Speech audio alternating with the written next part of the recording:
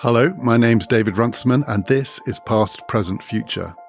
Today, it's the first episode in our new series with the writer and philosopher Leah Ippy, in which I'm going to be talking to her about ideas of freedom. What does it mean, and why does it matter? Freedom from the ancient world to the modern world, in different times, in different settings, the different ways human beings have tried to achieve it, and the barriers that have prevented them from doing so. To start with, though, we begin with something a bit more personal. Today's episode is not just about why freedom matters. It's about why freedom matters now and why it matters for us. Past, Present, Future is brought to you in partnership with the London Review of Books, and the LRB has a must-listen new podcast out now. It tells the story of the sinking of the General Belgrano, the bloodiest and most controversial military action of the Falklands War, and of a diary written on board the British submarine that fired the torpedoes. Andrew O'Hagan talks to the man who wrote it, the man who leaked it, the journalists, submariners, civil servants and politicians who got caught up in the cover-up. The Belgrano Diary, a new 6-part podcast series from the London Review of Books. Just listen at lrb.me/Belgrano or wherever you get your podcasts.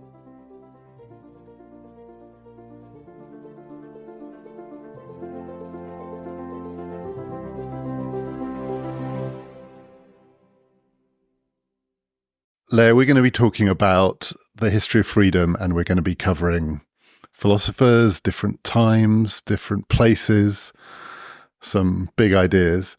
But this is partly inspired by your book, and your book is called Free, and it's about the idea of freedom, but it's your story.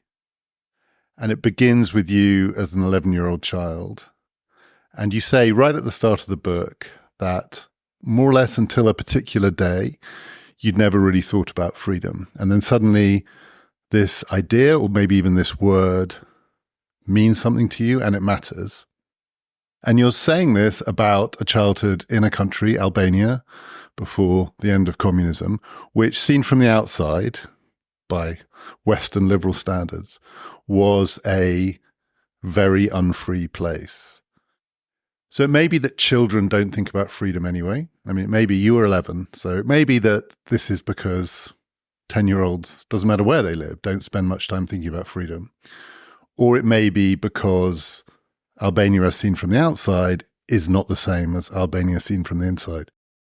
Yeah, so it was a particular day after school in December 1990 when I stumbled on a protest. And up to that point, I didn't actually know what a protest was. And in fact, even on that day, I didn't know what a protest was, because although those protests had started to happen all over Albania during those months, just from more or less the fall of the Berlin Wall, this was a year after the fall of the Berlin Wall, they were called on state television hooligans, the people who were outside on the streets shouting freedom and democracy.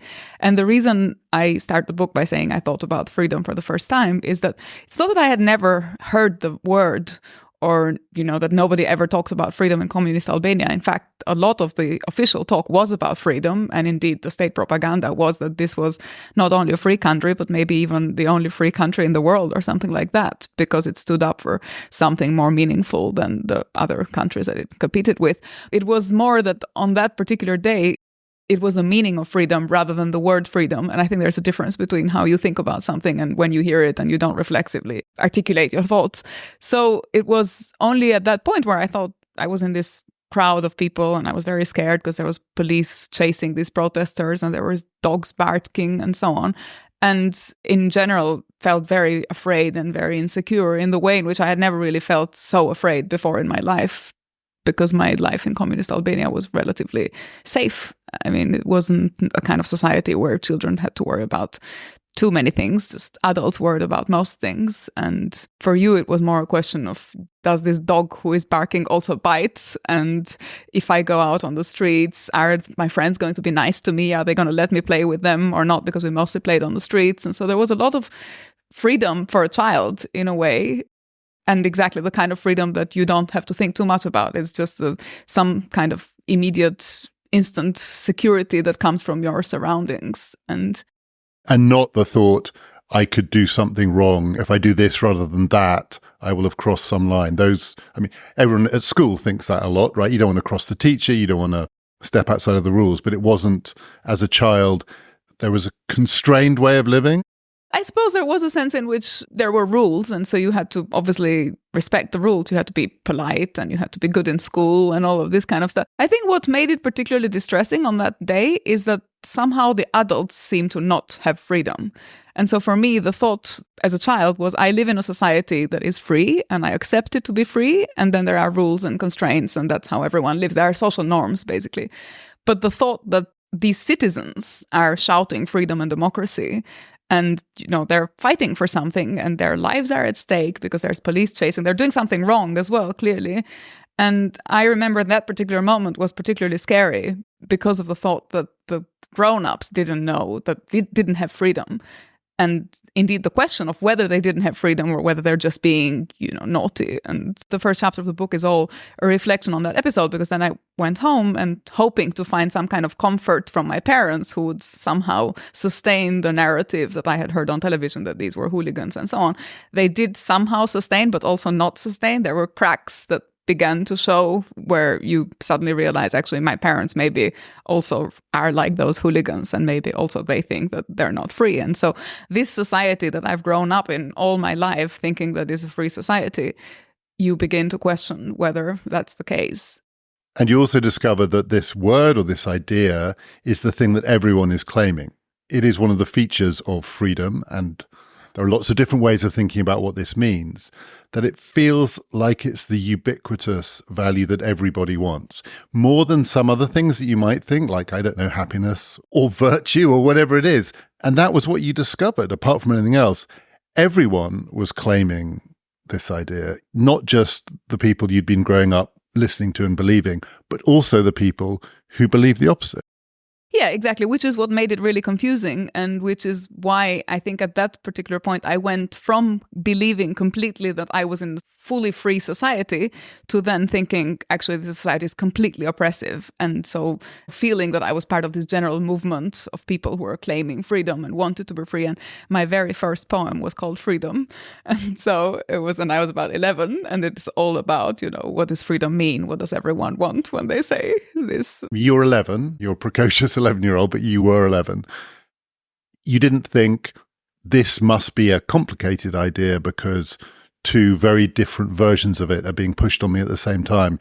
You went from thinking the one I believed in to the opposite of that one. Yeah, I think so. And I think for an 11-year-old, it's very hard. And maybe that's what it means to think about freedom, is actually to be able to navigate this distinction between, in a way, the ideal of freedom and the ideology of freedom. So the way in which freedom is spoken about and presented to you and always packaged by someone, or so this confusion about what freedom was actually something that then accompanied me throughout my work. And in fact, part of the reason why I chose to study philosophy, because it wasn't as though you had this communist idea of freedom and then you had the capitalist idea of freedom, and as a child could think, well, that was the wrong one, but this is the right one. It felt like that at that time, but then afterwards, with maturity and with more reading and so on, you then begin to realize, well, maybe these are just all different ideologies, and so different ways of thinking about freedom. And so how do you actually understand what freedom really is, and how do you uncover the surface in a way? When you look back on it now, that you're roughly the age that your parents were then, is that right? Can you reconstruct how that day would have been for them? So you come home and ask them what's going on, and they have to try and navigate these two versions, including the one that you have been brought up with, but they don't believe in. What does it feel like when you try and imagine an adult version of this? So it's very interesting, because for me, it was a personal rupture as well as a political rupture, in a sense that my, let's say, whatever I thought as a person, whoever I thought I was, what kind of family I thought I lived in, and so on, that all began to shatter from that moment onwards, and that went along with the political changes.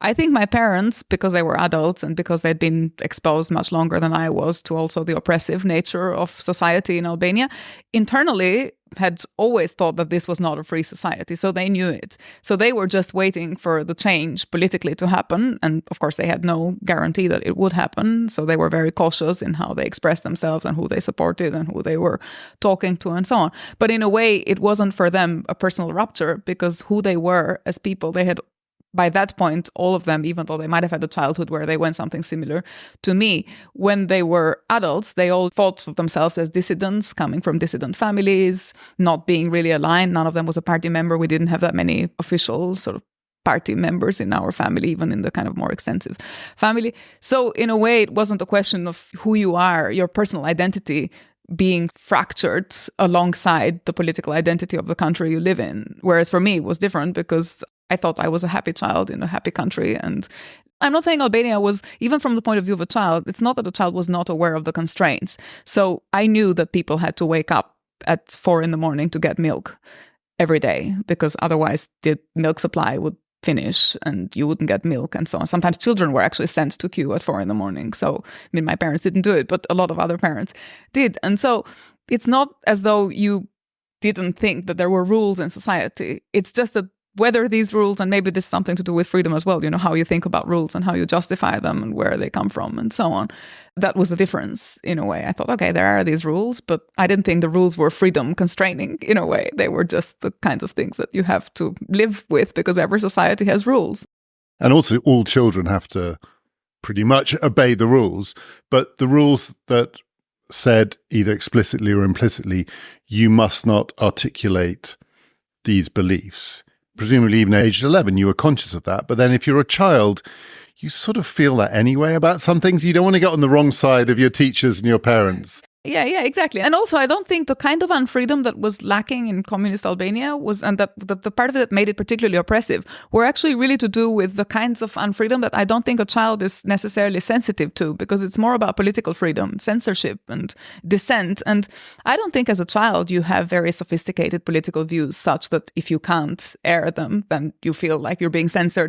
If I can't publish my views, I'm unfree. Yeah, right. As a child, you say what you want or don't say because you think there are rules and you can't say it, but it's not political in that way. And so for me, the fact that there was no milk in Albania after 5 a.m.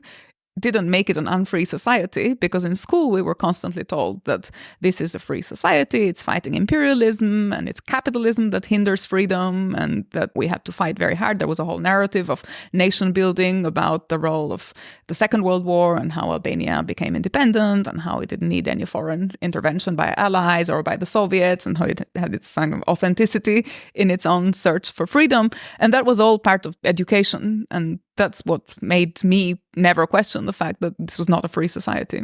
One of the questions I have, and for me, it's one of the reasons why we're doing this series. We're going to talk about freedom in all sorts of different contexts, inside and around all sorts of different philosophies, political philosophies, personal philosophies, but everyone is for it. And maybe it's obvious why everyone is for it, because to be against it, I guess, is to be on the side of unfreedom. And it sounds odd that any human being would champion unfreedom. Although human beings do champion things like unhappiness. You know, unhappiness might be good for you and so on. But unfreedom feels not taboo, but mad. And so everyone stakes a claim for freedom. And I'm not completely sure why. I mean, I'm sure there is a good reason why, and maybe it's just some fundamental aspect of what it means to be human. And we'll talk about the different ways that you might connect being human and being free. But just to keep this personal for now, do you now get why it's the ubiquitous rallying cry of all political regimes? I'm sure not all in history, and if you go far enough back or distant enough from the West, it'll get more strained. But pretty much freedom is the universal value. More, I think, than happiness. More, I think, than virtue. You can think of people who don't advocate for leading a good life or a happy life, but everyone wants to be free. I'm not sure I completely understand why, and I'll ask you in a minute whether that's about me rather than about freedom. But do you understand why? I mean, I don't understand why, in the sense that I don't think there's a general story we can tell about why everyone claims freedom and fights for freedom. And I have a philosophical justification for why I think it might be the case, and so why I care about it. And it's to do with how you think about the relationship between freedom and nature. And this maybe goes back to what you were saying. What makes the human human is its difference from other entities in nature that don't have thought and don't have a capacity to somehow detach themselves from their immediate surrounding. And so maybe there's something about our thinking nature that makes us separate ourselves from our environment, from nature, that creates this distinction between reason and nature. And I think maybe freedom is a fundamental part of that process of understanding what separates you from your immediate surroundings. And when you feel that you can't separate yourself from those immediate surroundings, that is felt really strongly because it's almost as though it goes against who you are as a human or as a person or as a thinking entity. But as a thinking entity, so the thing that you have to be able to separate are your thoughts. Yeah, I think so. I mean, this is how I think about freedom myself. I don't know. Obviously, over the course of history, people have different understandings and they articulate it differently. But I think it has something to do with constraints. And yeah, you can cash out the constraint as nature, because nature is maybe the most general way of talking about it. But you could cash it out as power, as other elements, as forces beyond your control. And so I think it has something to do with our drive and our urge to be in control. And, another understanding of freedom is mastery of some kind. So I sometimes feel it's partly because we all instinctively have a sense of what it's like to have other people have mastery over us. At some level, we've all experienced it. Even the most privileged among us have experienced it in some form or another.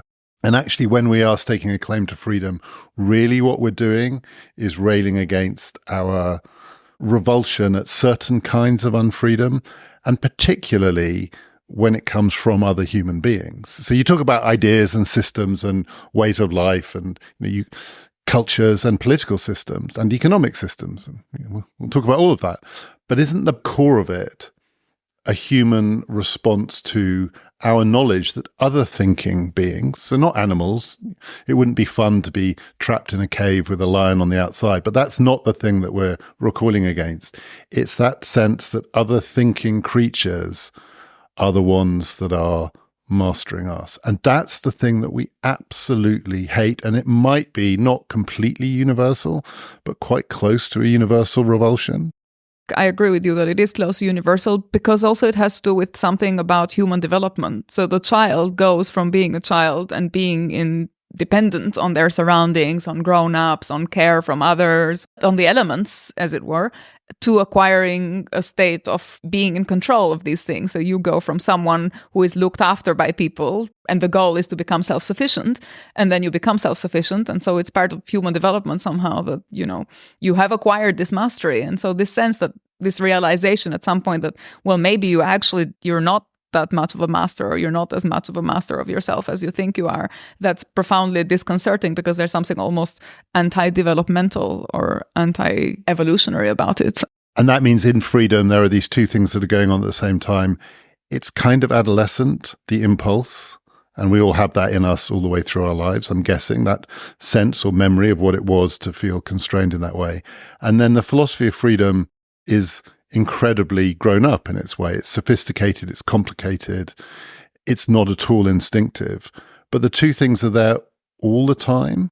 So what you described, the people marching and the slogan, democracy and freedom. So you could cash out what that means, democracy and freedom, in a philosophical treatise. And by the end of it, you would probably have concluded they're very different things, and it'll get very complicated and very messy. And then there's that, you can't constrain us in this way, instinct, and it's not animal because it's human and it involves rational thought, but it's not childlike, but it is, I can't think of another word for it than, it's kind of adolescent or teenage. It has that impulse to it.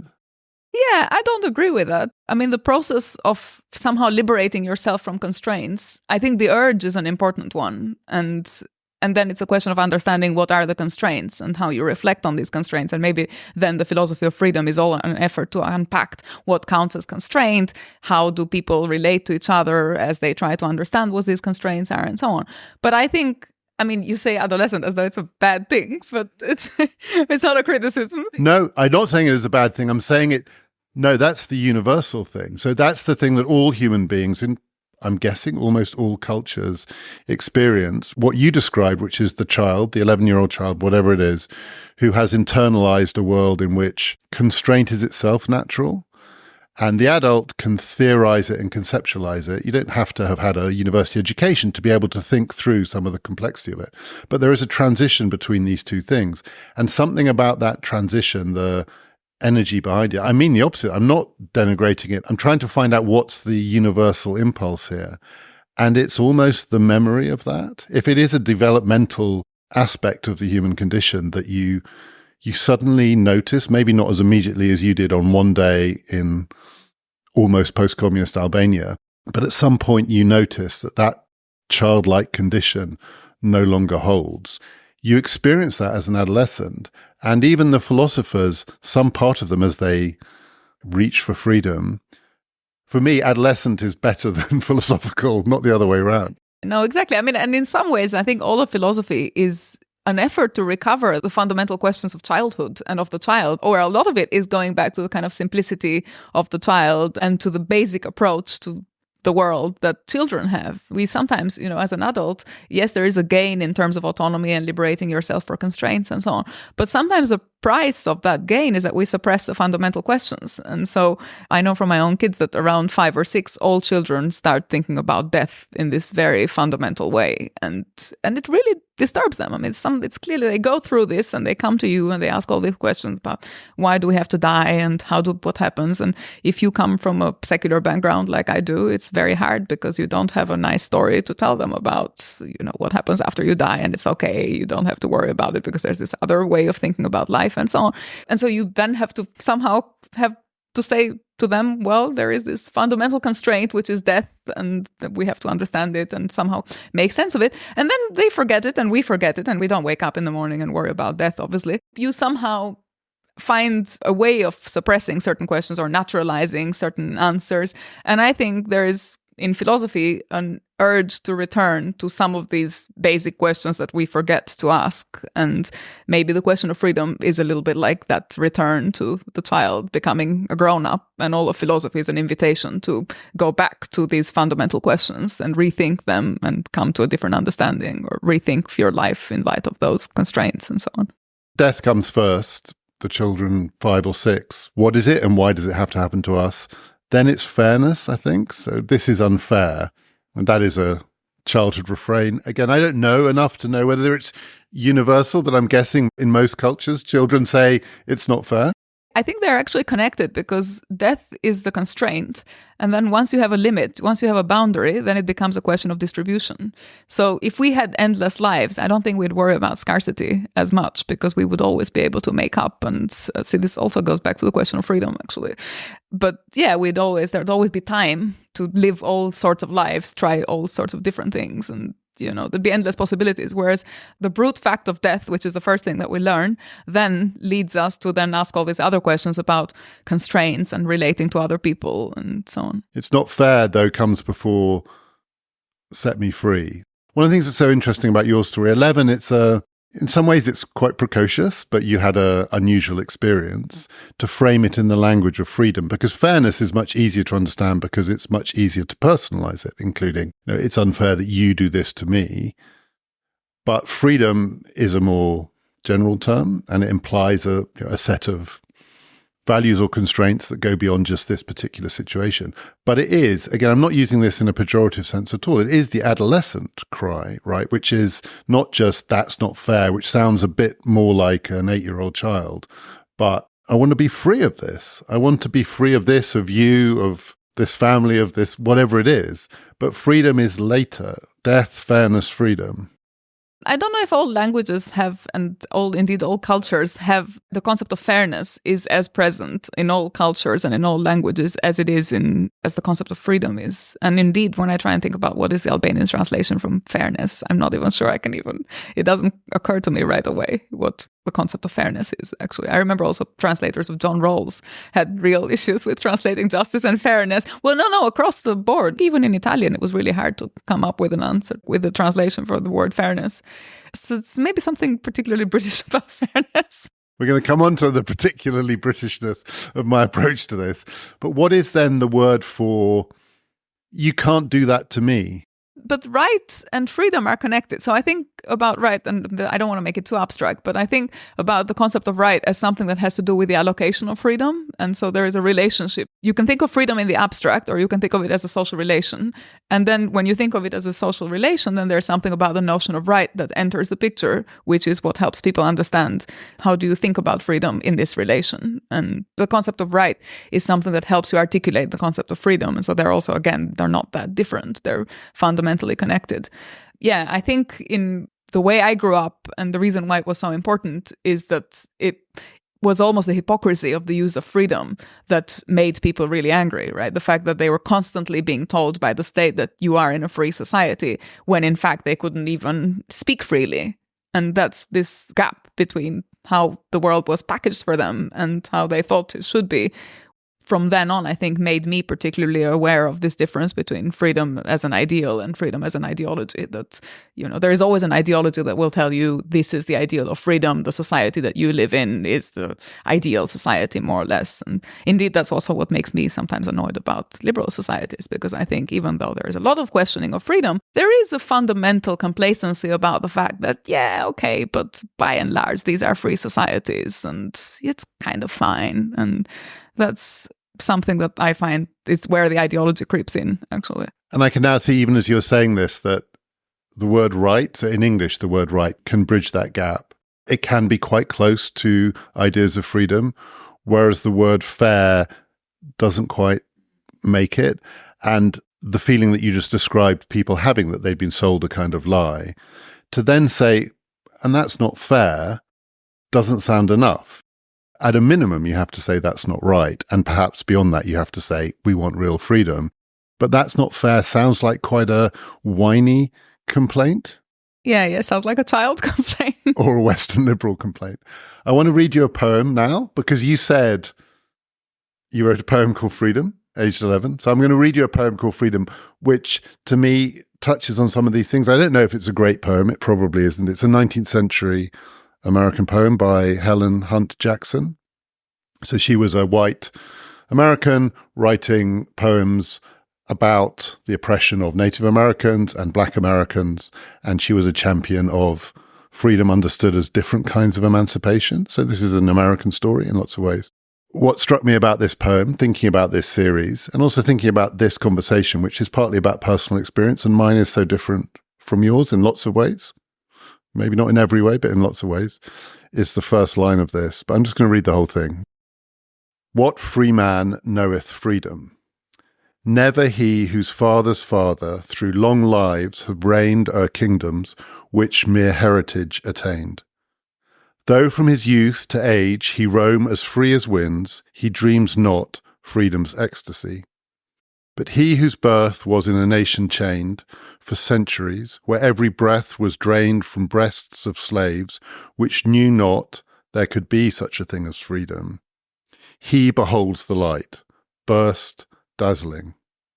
Though the glory blind his sight, he knows the joy. Fools laugh because he reels and wields confusedly his infant will. The wise man watching, with a heart that feels, says, cure for freedom's harms is freedom still. Like I say, I don't think it's a great poem, but the implication of that poem is that people who are conventionally born free by, and we'll argue about this, by, I guess, Western standards, not quite liberal standards, but conventional Western standards. And I think the word for this is just have the privileges that we associate with freedom, don't actually know what it is. And to know it, you have to be denied it. If you are denied it, in the words of the poem, then you experience it like an infant. When you get it, and, I think there's something a bit patronizing about the assumption that people who, when they get their freedom, will kind of behave like children. But nonetheless, there's something about the infant's will that can capture what this thing is. And when I read that, I relate to that poem because I think the first line is about people like me, whose fathers have just taken all of this for granted. And for that reason, the stakes aren't as high for me. So when I started by saying, why is it that everyone wants this thing? Is it because I take it for granted? Is it actually so conditional on one's own experiences of what it is not to have spent too much of one's life being constrained in various ways or being told by other people what to do, and that actually this is the thing that is most visible when you're on the other side of it. Do you relate to that? I mean, I relate to one side of this, which is the people being attacked here. Do you relate to it? I relate to both of them at this point, I think, because although I come from this traumatic background, let's say in Albania, and with this rupture in my adolescence and so on, I mean, I'm very aware of the fact that now I am also part of a wealthy class of people that privileged and who have a position in society where they have a voice that other people don't have. They have channels of communication. They have means of influence that others don't have. And so I'm actually, indeed, maybe even more now that I am in this position, aware of the constraints and of the responsibilities that come with occupying a certain position in society. But I think it's very tricky with freedom, because sometimes I wonder whether the fact that we have, privilege and position and influence and what you might call power to some extent, I wonder whether that actually is freedom. And so I sometimes wonder whether, for me, freedom remains a kind of ideal. And so to some extent, yes, you have certain possibilities of doing certain things, and you have means and you have access and so on. And of course, those change with the change in empirical circumstances. But in another way, I also think, because I think of freedom as a social relation, and because I think it's a much more demanding, much more robust concept, I also think that if the whole world is not free, and if there is people living right next to me who have many more constraints and much less access, I don't think that my world is actually gives me freedom as well. So if I think about it, at the surface level, it looks like I am free and I live in a free society because individually maybe I have more possibilities. But ultimately, I don't think that the world in which we live is a free world for everyone. And I wonder whether a world that is not free for everyone is actually free for anyone, insofar as you are always at the mercy of these fundamental uncertainties. And when you start thinking about it, then you become aware of how difficult it is to have freedom, even at a personal level, even for someone who comes from a privileged background. But I take it, and I agree with you, that it takes a certain level of reflexivity to come to all of that understanding. Whereas maybe if you make the experience of unfreedom firsthand in your life, in your personal circumstances, in your biography, that gives you an insight that for other people it takes a little bit longer to reconstruct, and it comes with more reflection. But as you say, you've acquired this position. You've moved in some ways across that line. And the poems about people whose fathers' fathers' fathers have taken this for granted. And that is different. And I think I'm thinking more of myself. I'm white, I'm male, I'm well off, I'm British. That doesn't mean that I know freedom in a way that other people don't, but it probably means I'm complacent about some aspects of it. But then at the same time, I think you think that I'm also, if I feel that I'm taking it for granted, that I'm illusioned about it too. That there's some false consciousness in my Western privilege as well.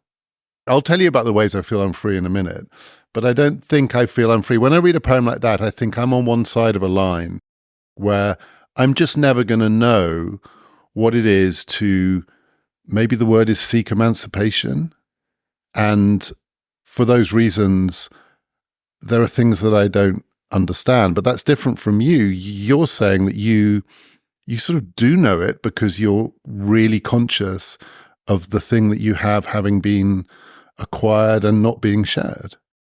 I don't know. I mean, this is an interesting thought experiment. I think if I bracket myself and I'd say, okay, but it is just sheer luck that I got to this position. So I could not have been in this position. I could be someone completely different. I could have someone's life that is just doesn't have this set of opportunities. And that makes me think, okay, but if it's just sheer luck, then it's not really freedom in a way. So even the freedom that I have is just contingency, it's random, it's arbitrariness. So it's not. But do you mean that you could have been born someone else? I could have been born in a different family, but I also, I come from Albania, so I constantly think about my fellow Albanian youngsters, my schoolmates. There's a character in the book who had a very tragic story, and of whom I write because she's almost this kind of alter ego. She had a life, she was in the same class, same age, same city as me. We were doing the same things at age 11, and then I ended up being an academic, and she actually ended up as a sex worker because she followed a boy in these years of transition in the mid-90s and ended up on the streets in Milan and actually died a couple of years ago, just after my book came out. So when I think about that life, and I think that life could have been mine, there is a way in which that thought shocks my own insight about my life that makes me realize, well, this kind of world isn't really a free world. And if it's not a free world, how free is it for me? So, I mean, there's a lot of discussions, as you know, in philosophy about epistemic awareness of oppression and freedom and who can speak for whom and who has the right to say certain things and who has the right. To some people, it might feel disingenuous if you say, well, I feel I'm oppressed and even if I'm not personally oppressed. Yeah, I'm not going to say it. I'm not going to say it. Well, no, but there's an argument that you could be making, which is to say, well, I'm not personally oppressed, but I think we live in an oppressive world, and therefore I'm in solidarity with the oppressed, and to that extent, I am also oppressed, right? So some people would say you have no right to say that. Other people would say, I think that's actually what solidarity means, and that's what a more robust understanding of freedom takes you to, which is the ability to get out of your privilege and your own position and to think about other people. And so this is an interesting discussion because, as I say, for some, this would be completely bad faith, right? Someone who is... And indeed, there are moments, even in my own life and work, where I think, because maybe I tend to go on about injustice more than you do, sometimes I think, oh, come on, But there are other moments where I think, yeah, but there's a lot of people out there who don't have a voice, who can't say certain things and don't have a platform. And so there's maybe the people who do have the platforms have a responsibility to articulate certain grievances and to make certain arguments on freedom, for example, also on their behalf. So it's an interesting, complicated question. It's not just a robust conception of freedom. It's incredibly demanding if the thought is there are lives that could go differently from mine. There are these forks in the road and they take people down very, very different paths. And if one of those paths is away from the sort of freedom from constraint that I might enjoy, I can't enjoy that freedom of constraint and call it freedom. We're probably going to differ about this, but there will always be those forks in the road. I mean, that is part of the human condition, that people's lives will turn out very differently because of accidents of fate and other things. So there's got to be a point at which you allow a certain amount of that and still are willing to talk about the possibility of some people being free, or else I think you've got to give up on it altogether. I completely agree with that, but I think the problem is that the kinds of obstacles that we have now, the types of unfreedom that we experience in our world, in our society, are structural. I mean, there are accidents of fate, but they also go with certain general social categories. So, that usually goes with background, with ability, with wealth, with knowledge, with who your father's father was, and so on. And so it's very unlikely that someone who has everything over the course of many generations, everything's been going well in their family, and they would tell a story about themselves, which is all about achievement, hard work, and talent, and so on. And we could also discuss this. There's a narrative of freedom that justifies the privilege in those terms. But okay, if we can bracket that for a moment, I think there's something really, you can see that the way in which this privilege is inherited is structural. So again, it's not that sometimes people who deserve certain things, actually, they don't get them because they are sheltered by the circumstances, by the social category, by the country that they're born into. I mean, even that, and this plays out in many different ways. It has to do with family, but it also has to do with nations and states. So someone who is even born poor in a wealthy state, like a poor person in Britain, is not going to be the same as the poor person in Albania. If there is a financial crisis, if there is a catastrophe, if there is environmental breakdown, the people in Albania will be much more vulnerable than someone who is born poor in Britain. Even though they will be both poor, they won't be poor in the same way. And likewise, a wealthy person born in a society where there are constraints that even poor people in Britain wouldn't appreciate or understand. A wealthy person in contemporary Venezuela or the Democratic Republic of Congo, I mean, it's a completely different way of thinking about what constraint means, because these are going to be societies in which the rule of law is much less robust. But it also means that there are unfreedoms because of the country that you happen to find yourself in that are not amenable to monetary easing. Right, exactly. Yeah. So there will also be a way in which you're pigeonholed if you happen to be elite in a particular country, and then you move and then you realize that everyone thinks that if you're from Albania, you must be a cleaner, or then it doesn't matter who you were in your own societies. And when I said to myself, male, white, well-off, British, you could take any one of those out and you could find it was a very different kind of thing. You could be male, white, and relatively well-off and still find yourself in a society in which that doesn't give you the kinds of privilege that I take for granted. You talked about whether we're allowed to articulate the point of view of the people who don't share our advantages, your advantages now. What about telling people that they're unfree when they don't think that they're unfree? So people who live lives that seen from the outside look very constrained, and maybe that could include children, right? I'm thinking more of adults. And whether you can say to them, you don't understand the extent to which you are lacking in freedom. So it's an argument that Frederick Douglass makes when he's talking about slavery, having grown up as a slave, having the ultimate transition crossed that line and looking back on his childhood as a slave and understanding as a child that he was unfree, but also saying that he lived in a world in which not all of the adults thought in those terms. And they didn't think the key question was freedom or unfreedom. They thought the key question was, do you have a good master or a bad master? Because that was by far the most important thing in their lives. By far the biggest difference would be made. There was no point in talking about freedom because it was a sort of irrelevance. And he says that that is the definition of unfreedom, that anyone who is a slave and who thinks that the meaningful category is good or bad master is by definition unfree, because no free person would think like that. And he can say it because he was a slave. Can we say it? Yeah, so this goes back to the question that we were thinking about epistemic insight. The idea is that only people who make certain experiences can articulate certain concepts or certain grievances, or you have gone through something. And so there is some insight that experiencing an injustice gives you that other people who don't share that insight won't have.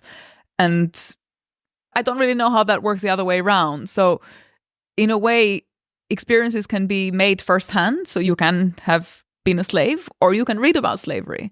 And it seems to me that it's too strong to say that it's only if you've been a slave that you really understand what it means to be a slave, when in fact there are other ways in which you can acquire this experience, which is through reading, through education, through conversation, through politics, through general debate in society. And Frederick Douglass's argument, it comes from his experience. So it's because he grew up seeing people having these arguments. But the argument itself is not an argument based on experience. It's an argument almost based on philosophical logic. He's saying essentially, by definition, to think that good master, bad master is the test of good life, bad life, is itself a marker of unfreedom, because no one who has freedom would think that was the most important thing. Yeah, but also I think another part of this thought is that you can articulate an experience based on your own experience, but I think it's not just having the experience that makes you aware of freedom, for example. So I think of freedom as something much more general, and it's not that the free is telling the unfree, you are unfree or you are free. I think if it's a universal predicament, and if all of us can think about it because it's connected to thought, to who we are, to being human in this fundamental way, then yes, the experience will give you different ways of accessing it and make you think about it differently. But I think the fundamental insight surely is part of everyone. So it's not the free who are telling the unfree you are unfree, because in some sense, the unfree is internally also free. It's just that there is a gap between essence in a way and the circumstances in which they live. And so it's more about the social recognition of freedom. You know, the old story about the slave being free and so on. There's something to it. I think you can't just say freedom is just an external condition. There's something about it that must be also internal. And indeed, it's in the gap between the internal and the external that the conflict arises. And that's where this experience of slavery, for example, becomes so important. So what do you mean by the old story about the slave being free? You mean the people who can give you an argument why slavery is not the antithesis of freedom? The old Stoic argument, right? You know, in ancient philosophy, there's this argument that the person in prison, if they have a certain mastery of themselves and a certain control, and if they feel in command of the surroundings and they have an inner calm and so on, then doesn't matter what the world is saying to them. In fact, in my book, it's my grandmother who more or less has this position, because she was someone who was a victim of communism because her husband went to prison and so on. And all her life, whenever I said to her, wow, that must have been really hard. You were so oppressed. And how did you live with such unfreedom? She always said to me, I was never unfree. I was always free. And that's because she thought of freedom as some kind of inner control and capacity to rise above the circumstances and to assert who you are, regardless of what other people tell you about who you are. And in that sense, slavery is a deprivation of external possibilities, of external means of doing things. It's a status inequality, but it's not unfreedom at this fundamental human level, because the slave is always free, actually. There's a historical argument. So I'm thinking of someone like Simone de Beauvoir, who says, if you look at the record of people who are emancipated, no one ever wants to give their freedom back. The oppressors always say, you don't want freedom because it's really hard out there in the world of the free. Don't we all want to be a child? Don't we all want to be looked after? So the overseer says to the slave, and the husband says to the wife, you don't want this thing that I have because it's such hard work. It's a real burden, freedom. And then those people are, in their different ways, liberated. And they never say, oh yeah, you were right. It's a terrible burden. I mean, they might say, yes, you were right. It's a burden, but not that we want to give it back. And that's the test in a way. That's the marker of where the line is between freedom and unfreedom, that there is at some level a version of freedom that in different circumstances, human beings all recognize when they have it, you never want to give it back.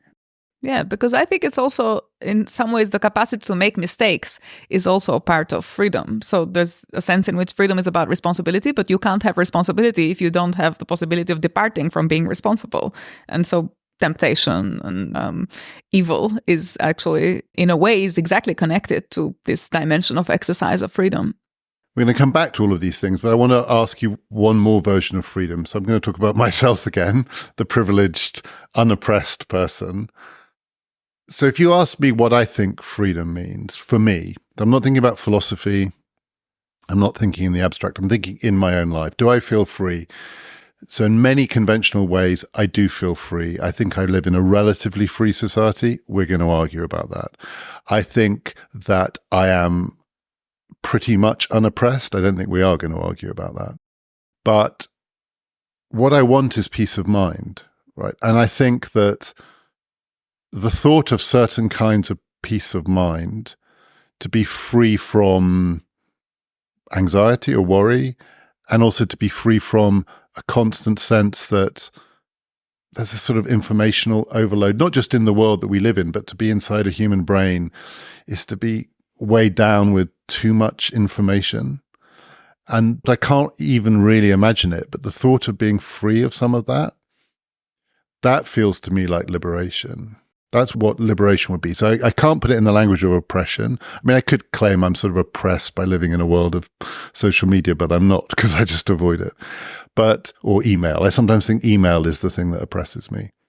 But I'm not going to make that argument. But I am going to suggest that if I had to say where I feel like I'm on the wrong side of the line, where somewhere out there is that sort of promised land where I would be like a child and I would feel free, it's to be free from the things that prevent me from having peace of mind. Now, it might be that that's just wishful because it's part of the human condition to be anxious or whatever, but that's really strong for me. And I'm sure it's a mark of the fact that I'm unoppressed in other ways. But I also think it's not uncommon. But it's very interesting you say that, because I have the exact opposite reaction. So for me, peace of mind would be unfreedom, actually. Because I always think of freedom as something that I experience in the moment of responsibility. So I feel we are most free when we are making decisions. But decisions are always hard because there is always a tension, there is always a conflict, there is always, you need to jump one way or another, and there's always a kind of anxiety about it. And that fundamental anxiety is how actually we know that we are at this fundamental level free. If we didn't experience the anxiety, we wouldn't. Or like children. I'm not sure, because I think even children make decisions in their own way. They feel responsible. I mean, they have different realms in which they exercise responsibility, but they do get worries. They don't get the same kinds of worries as us, but they also experience tensions that are connected to decision making, which I think is fundamentally, if I were to say, why do I say I think fundamentally, at some fundamental level, people are always free? It's because I think they're always capable of making moral decisions, or of making decisions and of knowing what the moral thing would be that they should be doing. And sometimes they do it, sometimes they don't, but it comes with a moment of decision. So if I were to say, take away the anxiety from that, it would be as though I were to say, like, take away the grounds for freedom in a way. And so it wouldn't be freedom what you acquire. It would be, as I say, like something like the equivalent of taking heroin, or I don't know, like some kind of medications. I don't know. I understand that if I could think of my anxiety as a mark of my freedom, it would be good for me on both fronts. On the other hand, the language that I was using there didn't feel wrong to me. The language of being liberated from something. So there are different kinds of freedom that we're talking about here. You're talking about freedom as a form of responsibility, and I'm talking about freedom in a negative sense as being liberated from something that feels constraining and oppressive.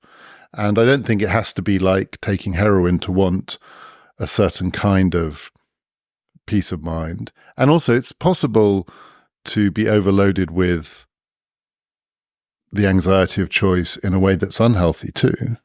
Yes, but then I think it is unhealthy only if you have no way of externalizing the anxiety. So I think then we take conversation maybe a step further, and then it's a question of, okay, how do you turn this individual personal anxiety into something that involves other people? And so there is a sense of sharing the anxiety that I think is ultimately what politics is about. And this, you don't experience it just by yourself, but you try to find companionship in the anxieties that other people experience, and you find shared grounds for the anxiety, and so they think about society in this different way. But I think it's just a very different way, and it's maybe just me being sui generis here. I think maybe it's a very different way of thinking from how most liberal people tend to think, where it's really about you and your constraints and your life and your state of being, or it's social and relational through and through. And so all of these things are anxieties, yes, of the individual, but they also always have a social root as well. And then you have to think about how you can make these arguments for connecting these different experiences of anxiety and offering help, or coming up with alternatives, or with solutions, or with diagnosis of different kinds. But yeah, I don't think I'd want to be free from anxiety. It's not my concern in a way. It's more that I think of internal freedom as this freedom connected to moral responsibility, and maybe we'll talk over the course of our conversations on how you can unpack that exactly and what it means for me, and why I think that's the most plausible way actually of thinking about freedom. But from there, then you can have a reflection on to what extent do our societies enable people to live by this conception of freedom, to be morally responsible, to take responsibility, and to what extent do they actually instead create mechanisms and ideologies that prevent us from exactly accessing freedom in this way. Do you think the way that I've just described it to you is a reflection of me? It's a reflection of my upbringing in this society? Is it a kind of moral failing on my part? Is it an absence of imagination? I understand what you're saying, and yet I don't feel it. I don't think it's a reflection on you, but I think it is a reflection of a certain conception of freedom, which is what you were saying earlier. You have this negative conception of freedom as freedom from constraint. I think about what are the things that seem to me to be barriers in the way of my ability to truly be myself. And I should be more political about that. Yeah, I think that's what I think. I mean, in a way, there's a certain negative conception of freedom that then reflects on how you view the world and how you view yourself, and whether you think of you're free or you're unfree, that goes with having that understanding of freedom, which is this negative understanding, which I don't think is the right one philosophically. But having said that, I don't want to say, okay, I know what the right conception of freedom is, and I'm now going to convince you of it, because I take your point that it's not something that you can actually ever teach people, and it would defeat the purpose in a way. And a kind of lecturing on freedom that says, you're unfree and now I teach you how to be free, is what authoritarians typically do, and is the paradigm of authoritarianism. So I think there's ways throughout the history of philosophy in which people have navigated this question and try to come up with answers that don't go from the thought that, okay, there is a superficial way of thinking about freedom and a real freedom, to the thought, and now some person, some philosopher, some theory, some politician will give you the right answer to what it means to be free, which is what often the jump that people make from one to the other. And I think maybe there's a more complicated way of answering the second question, even though I think the first is philosophically what seems more plausible to me.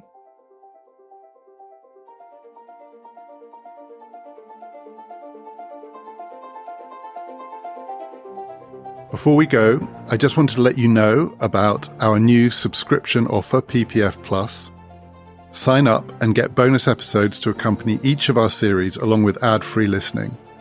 There are bonus episodes on the American election series that we've just finished, and later on there will be 2 bonus episodes to accompany this series with Leah Ippy. If you click on the link in the show description, you will see how to sign up, or just go to ppfideas.com. Do also follow us on Twitter @ppfideas or on Instagram @ppfideas. We will also be putting out video clips from this series. Coming up next, episode 2, I'm going to be talking to Leah about ideas of freedom in the ancient world, Plato, Socrates, Stoicism, and also the revolution that was Christianity. This has been Past, Present, Future, brought to you in partnership with the London Review of Books.